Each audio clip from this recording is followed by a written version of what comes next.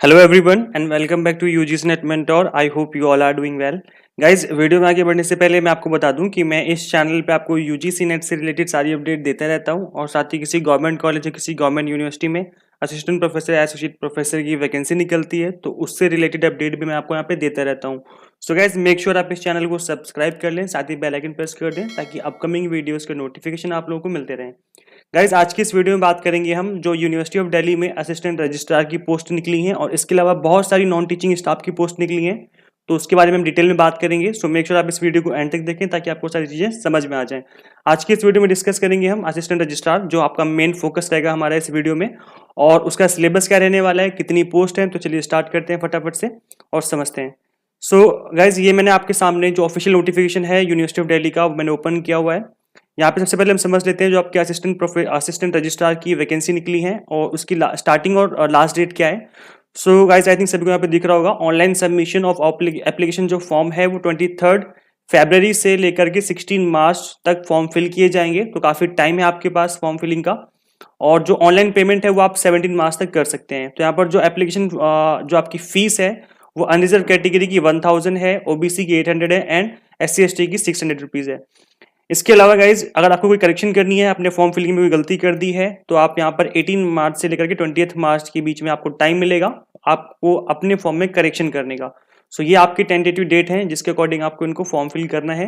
अब हम बात कर लेते हैं कि कितनी कितनी पोस्ट निकली है और गाइज आपको अप्लाई कैसे करना है, कौन सी वेबसाइट पे जाके करना है। तो आपको यहाँ पे दिख रहा होगा ये वाला लिंक, आपको इस लिंक पे जाके ऑनलाइन अप्लाई करना है एप्लीकेशन, आपको फॉर्म जो है ऑनलाइन फॉर्म फिल करनी है। मैं इस जो जो आपको सामने लिंक दिख रहा है, इस लिंक का जो ये जो लिंक है मैं आपको इसी वीडियो के डिस्क्रिप्शन बॉक्स में प्रोवाइड कर दूंगा, तो वहां पे जाके आप डायरेक्टली फॉर्म फिल कर सकते हैं।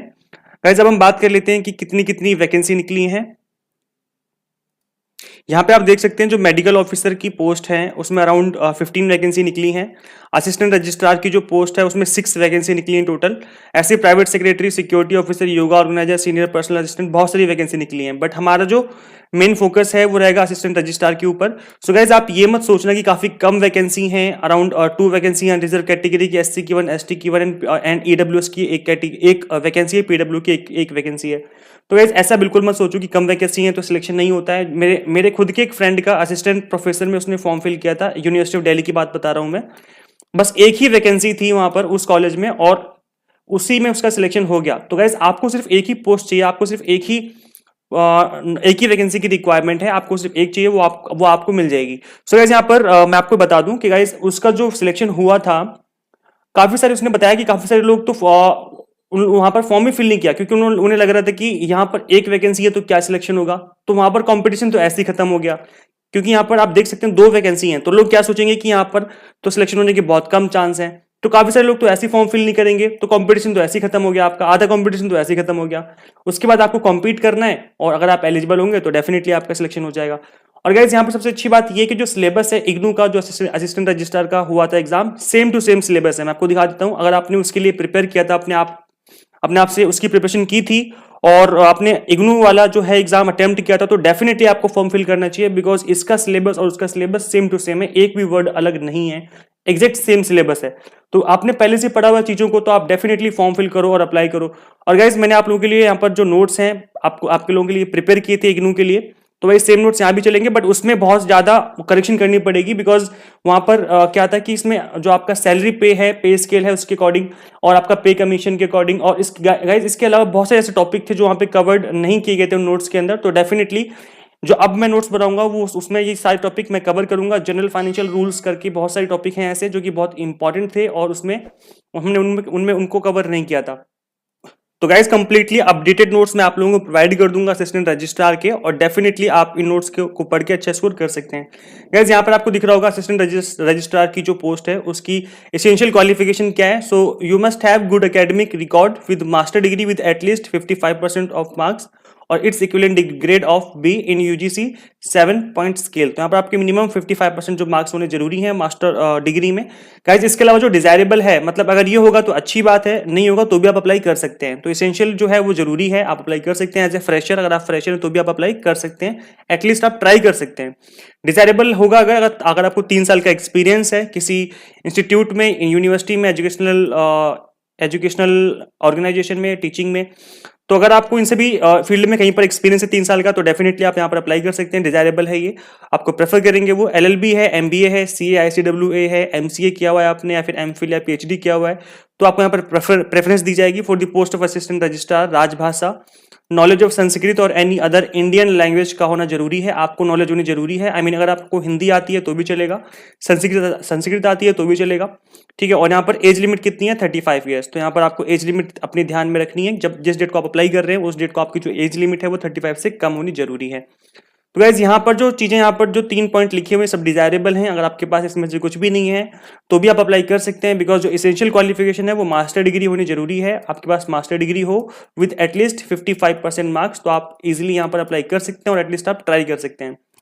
सो गाइज आप इनको हमें इस सिलेबस को कवर कैसे करना है और आपके पास टाइम कितना रहने वाला है। तो अभी तो फॉर्म फिलिंग चलेगी और अराउंड आपको 2 महीने का टाइम मिलेगा। आई थिंक 2 मंथ का जो टाइम है वो आपको मिलेगा, 1.5 मंथ है, और से लेकर के 2 मंथ के बीच में टाइम देंगे आपको, और उसके बाद एग्जाम कंडक्ट किया जाएगा और एनटीए ही इस एग्जाम को कंडक्ट करेगा। तो एक बार चलिए जल्दी से हम लोग देख लेते हैं सिलेबस क्या रहने वाला है। तो गाइस यहाँ पे आपको दिख रहा होगा सिलेबस जो है आपका, scheme of examination for direct recruitment to the post of assistant registrar. तो यहाँ पे आपका जो सिलेबस होगा उसमें आई मीन जो आपका पेपर होगा वो 2 पार्ट में होगा, पार्ट 1 एंड पार्ट 2। पार्ट 1 में जो है एमसीक्यूज पूछे जाएंगे, आपको 150 क्वेश्चंस होंगे, जिसमें आपका टाइम दिया जाएगा 2 घंटे का, मैक्सिमम मार्क्स होंगे 150। और जो आपका पार्ट 2 होगा वो डिस्क्रिप्टिव होगा, that is non as paper 2, और इसका टाइम 2 घंटे का होगा, इसके भी जो मार्क्स होंगे वो 150 होंगे। तो यहाँ पर टोटल 3 स्टेज हम कह सकते हैं। पेपर 1 का 150 है, पेपर 2 की वेटेज 150 है, और इंटरव्यू की कितनी है, 150 है। तो इस तरीके से आपका जो टोटल है वो अराउंड 450 मार्क्स बैठेगा, जिसमें से आपकी मेरिट बनेगी और फिर आपका सिलेक्शन होगा। तो अब बात कर लेते हैं जल्दी से फटाफट पेपर 1 की, जो कि आपका एग्जाम होगा। तो यहाँ पर पेपर 1 की अगर हम बात करें गाइस, तो यहाँ पर टेस्ट ऑफ जनरल स्टडीज है, जिसमें 150 क्वेश्चंस पूछे जाएंगे, 150 मार्क्स की वेटेज रहेगी। एजुकेशनल एडमिनिस्ट्रेशन एंड मैनेजमेंट, इसकी जो वेटेज है वो 150 मार्क्स की रहेगी, और ये डिस्क्रिप्टिव होगा। गाइस याद रखना है, जो पेपर है पेपर 2 वो डिस्क्रिप्टिव होगा। मैं आपको दिखा देता हूँ एक बार, यहाँ पे लिखा हुआ था डिस्क्रिप्टिव होगा। जो आपका यहाँ पर पेपर 1 है वो आपका ऑब्जेक्टिव टाइप होगा, एमसीक्यूज टाइप, और जो डिस्क्रिप्टिव टाइप होगा पेपर 2। और पेपर 2 का जो है सिलेबस वो यही वाला है, सेम जो हमने इग्नू में कवर किया था, सेम टू सेम सिलेबस है। तो आई थिंक आप लोगों ने पढ़ा होगा इन सभी चीज़ों को, और काफ़ी सारे टॉपिक आपको फर्दर पढ़ने की ज़रूरत है, बिकॉज हमने देखा था काफ़ी वेरिएशन हुआ था पेपर में और सिलेबस के बीच में इग्नू वाले में। तो हमें उसके अकॉर्डिंग ही प्रिपरेशन करनी है। यहाँ पर आप देख सकते हैं पेपर 1 जो है एमसीक्यू से जनरल स्टडी, इसको आप लूसेंट की जो बुक आती है जनरल नॉलेज, वहाँ से आप कवर कर सकते हैं इजीली, सारे टॉपिक वहाँ से कवर हो जाएंगे। जनरल साइंस, जनरल स्टडी है, करंट इवेंट है, हिस्ट्री ऑफ इंडिया है, जियोग्राफी है, इंडियन नेशनल मूवमेंट है, इंडियन पॉलिटी है, ये सारे टॉपिक जो है आपके लूसेंट बुक से कवर हो जाएंगे। और ये है आपका पेपर 2 का सिलेबस, जो कि सेम टू सेम इग्नू जैसा ही है।